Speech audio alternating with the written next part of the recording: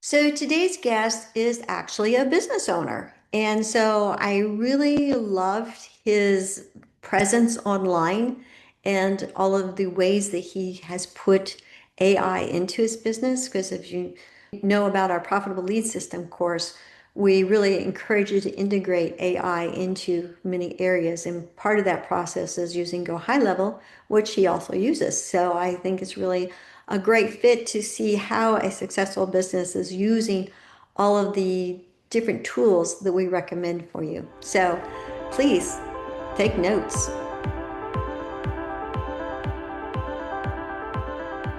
Hey Giants, welcome. So I don't know if you know this about Giants Helping Giants, but part of the concept is to introduce you to other business owners, other home service businesses, to give you tips and suggestions and just share how they grow and what they do.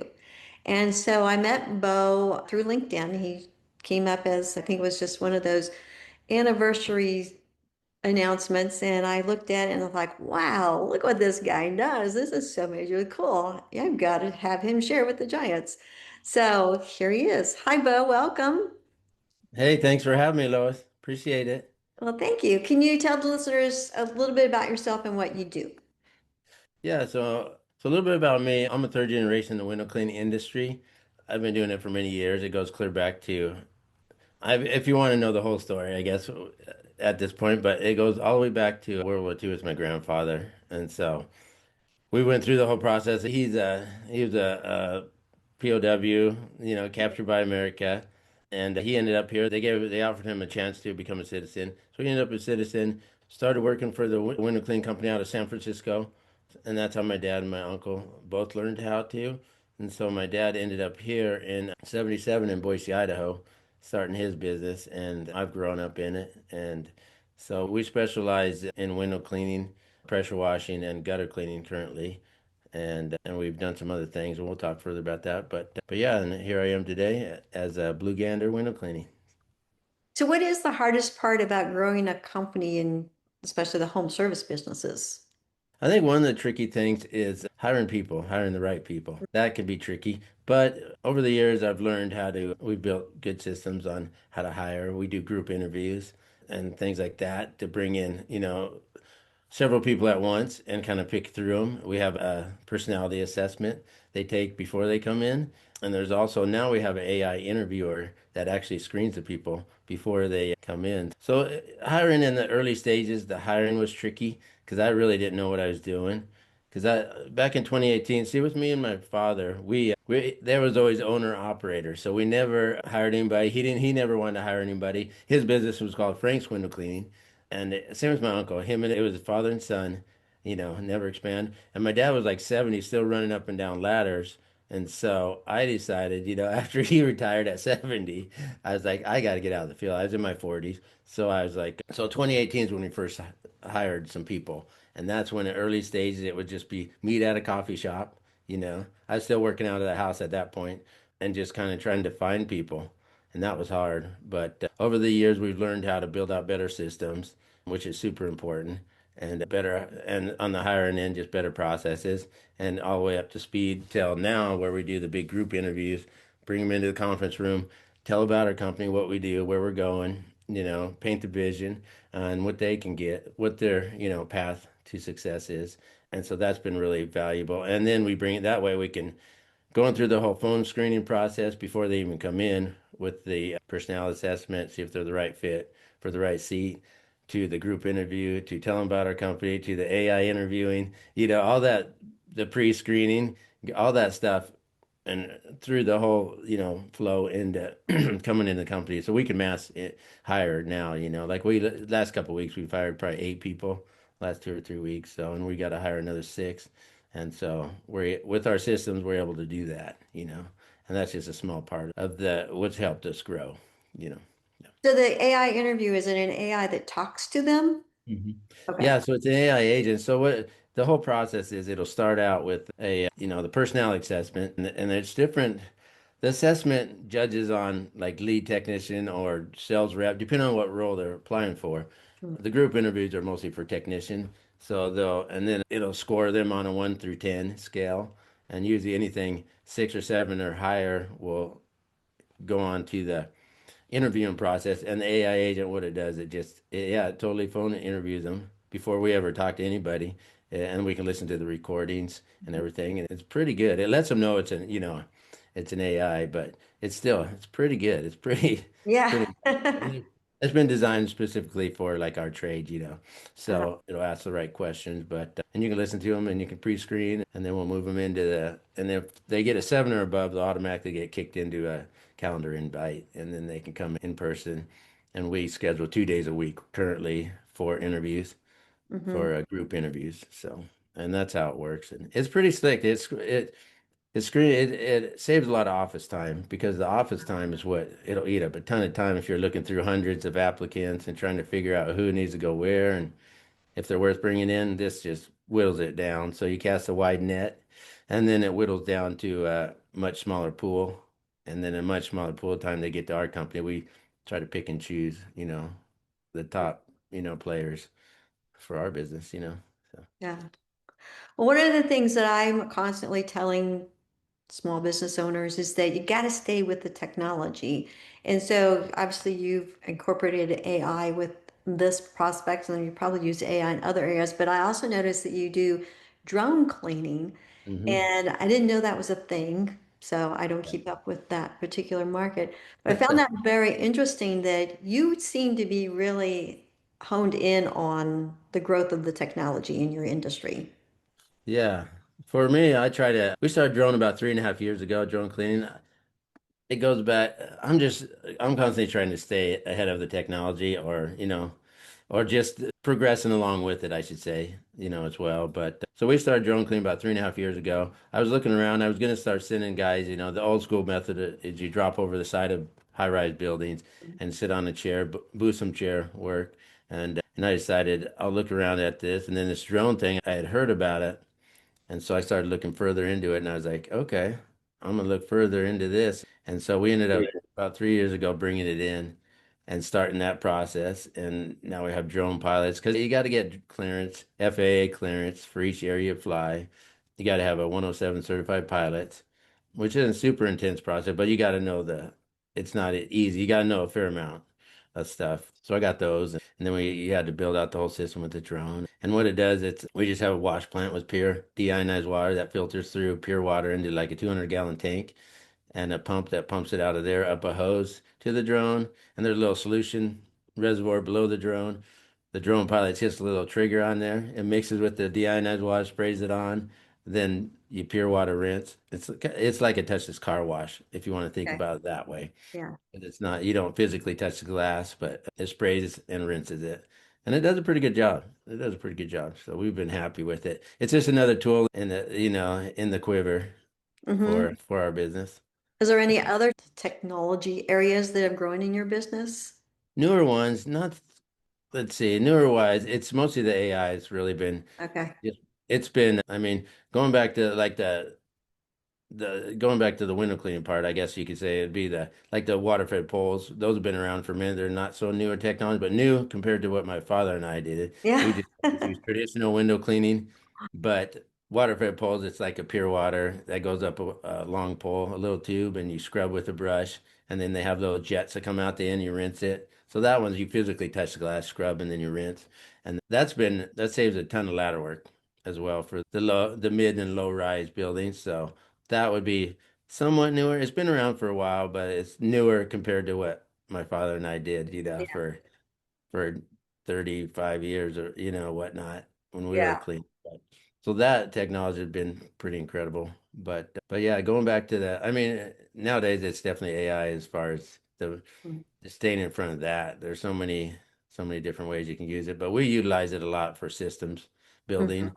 too. It really saves a ton of office time building out stuff on the back end with follow-up systems or wording or Yeah. all that sort of thing. Super helpful. So that's definitely the newest rage, right? The Yeah. newest thing that's not going anywhere Yeah. anytime soon. So you got it. be well versed on that. And I do pretty good at it. Fortunately, my wife is super. I brought her in, some years back when I decided to grow the thing, and she's been super helpful. She's good with all that, the systems. Mhm. She's the integrator, the systems end of it, CFO end Yeah. of it. So it's been super helpful having her on the team for sure. Yeah. Well, I have a course called Profitable Lead Systems, and we're constantly talking about setting up systems and how important systems are. And I can tell looking at your listing on Google with your Google reviews, you have a system set up there. I can tell, I can see that because you have people actually sharing pictures of what you've done. And that's a hard thing to do. It's hard to get people to share pictures. Tell me a little bit about your system on getting Google reviews because you have like over 1,200 reviews. And that's an Yeah. awesome number. Yeah, so our review system, we got a system that once the technician checks out of the job, they'll send a review request and Mhm. they'll get up to 4 review requests. And it's really slick because it'll get the review. And then we also have a system that responds to their review. Maybe I shouldn't say that out Yeah, loud. that's okay. I don't know if Yeah. everybody should know about that, but I mean, I used to respond to everyone, but then it got so much. So now we got a system for it, that helps respond. And I'll go in and periodically, proof check to make sure it makes sense. And it's really good. It's Mhm. really good because it knows how kind of our wordage, our personality, I guess you could say, to Yeah. how we would respond, really. And we appreciate every customer that leaves a review, obviously, and they're great. And so we got a system for that. And then we also have it to where it pops up on our website. So if you go see our website, you see this little widget that pops up in the bottom saying so and so just booked an appointment or so and so left a review. That's all blended together with the whole Yeah. system. So it works pretty good. I mean, yeah, we have the most reviews in the valley. So Yeah. And I mean, local businesses need to understand that is so important because that just stands out and it also helps with your rankings. So it's really important. yeah, yeah, it is. It's helped us across the board. We Yeah. have a lot of people that'll reach out and say, we saw how many reviews you have, or we read your reviews, and that's why we called you. And that's like pre-screening. They're really in their mind, they're ready going to hire you. You Hmm. know, they're not worried about the price so much at that point because they've already saw what you're about, saw that all your reviews and everything. So Yeah. that's great for having pre-screen, and that just helps the sales process to Oh, let yeah. Yeah. All right. Let's go back to your business. So how do you build, you're hiring new people. How do you build that culture in your Mhm. business to make it so wonderful that everybody's in? Hmm. Yeah, there's a lot of different ways to do it. I mean, this one of the things you can start with is have your core values, and you kind of hire and fire by those. And so as long as you live by your core values, you get people that buy into that, culture and core value. But if they're not a good fit, they're not a good fit, and you just, you promote them to another company. Okay.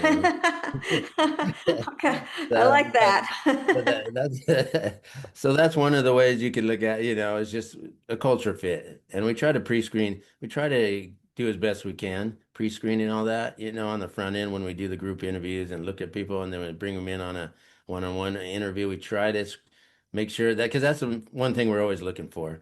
They could be trained, they could be taught, a skill, but if they don't fit the culture, then it doesn't work either way. So that's how. So we hire and fire by the culture, and then we do other fun thing as far as we'll do quarterly outings with the team. Like they're going go-kart racing on Friday, the team, and Oh.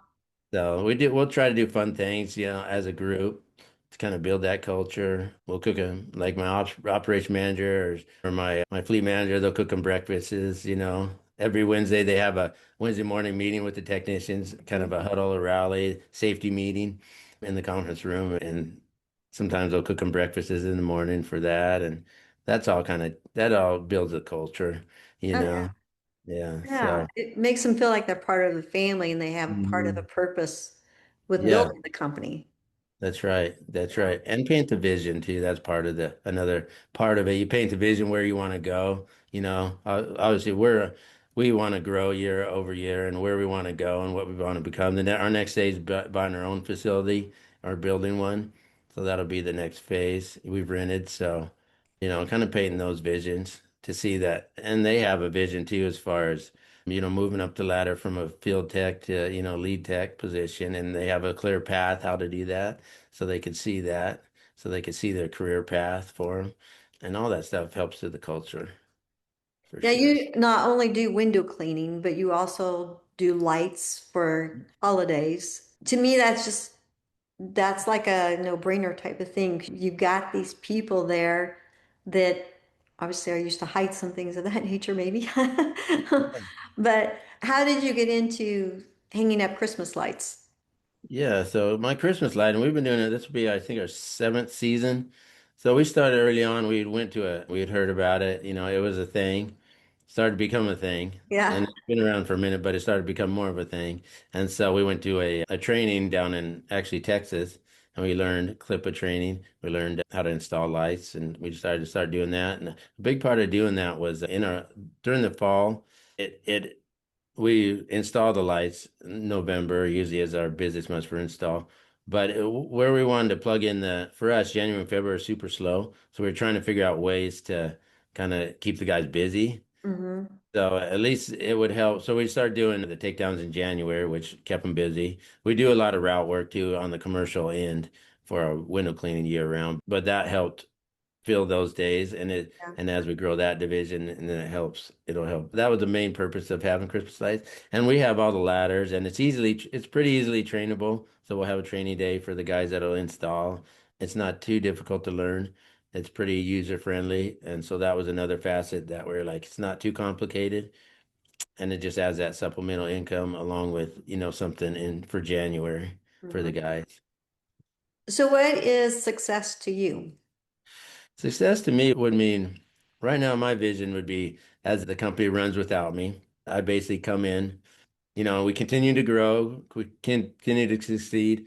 We have all the right people in the right seat. Mhm. Yeah, it's just growing and expanding. My ultimate success would be for me personally would be coming in a couple hours a week just to have leadership meetings, make sure we're on pace, where you need to go, look at the books, type of thing, and that's it. And be able to take off for a vacation a month or two at a time. We like to travel overseas or other places, and you come back and the thing's still growing and succeeding without you. That's when you know you have the right people in the right seat and you've created a viable business. Yeah, you're right. You no longer own a job, you own a business that can grow. Yeah, That's I love right. that.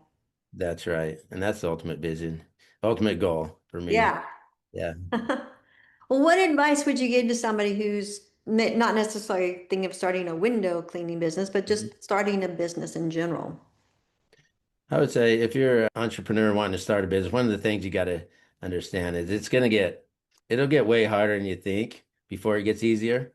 And even when it does get easier, it can get hard again. So you got to be willing to stick it out long term, over a long enough time horizon, 8, 10 years or more, and don't give up. If you really want it, you got to stick at it and keep pursuing it. Otherwise, it's easy to quit midway through because there's certain kind of middle stages where the money is not really there and Yeah. you're still growing, but you don't have money.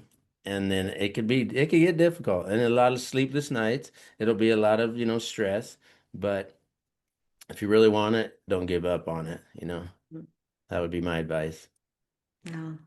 So how do you stay in top of mind with your community? What types of things do you do to Mhm.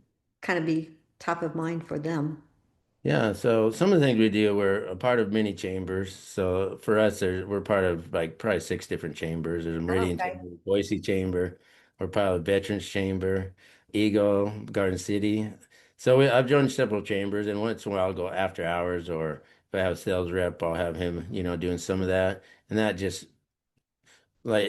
makes that's a community in itself for one Right. thing. And so that's been helpful to get our word out there. And we actually just became last year we were Small Business of the Year for the Boise Chamber for 11 to 15 employees. Congratulations. So we just won that. That was pretty exciting. It's a harder award to win, so we got that. Uh-huh. And then so that was been a big thing for us. And then the other thing we do a lot of every month throughout the year, we give a percentage of every job we book to a different charity Mm. every month. So we'll get, well, every, so 12 months a year, we'll do a different charity. We've done all kinds of variety. We've done the American Red Cross out of Youth Ranch. We've done, there's Camp Rainbow Gold, which is cancer survivors. There's Wish Granters, which is another adult cancer survivor. We've done a variety of different nonprofits, and we've got to know these people, and that's really been great to be a part of that process and get to know those people and on a personal level, helping them out. And it's been exciting. I mean, that's been a pretty cool program. We did that. I think it's been going on third year. We Mm, started that program, so and it's been great. It's been a way we give back to the community, either volunteering or every month a charity. And it's also been, and that's how we become part of the community, not just taken from the community, in a way. You know, we're not there to just provide a service and hand over a check to us. It's more of a involvement in the community. And so I yeah. think that's important. Oh, I think that's very important. I think that's really helps to, and that's what I love about locally owned businesses, that they are the community. They are the ones who are building up the Yes. community around them. And I think that's really important. Yep. It's absolutely true. Yeah. It is. Yeah. Well, Giants, if you're enjoying this episode, make sure to check out this one. I think it will show up right here. So, well, I love your business, Bo. I love your process and just you as a business leader. Are there any closing thoughts that you'd like to share? Any closing thoughts? I don't have any off the top of my head, I don't think. Just never give up and swing for the fences, you Yeah. know, and live life to its fullest. That would be my advice. All right. Well, I will have his website below so you could see what an amazing job that he's doing. And Bo, thank you so much for sharing. I really appreciate just the personalness of showing how your business has changed and grown. Thank you, Lois. Yeah. Appreciate you having me on. Yeah. All right. Thanks, Giant. See you next time.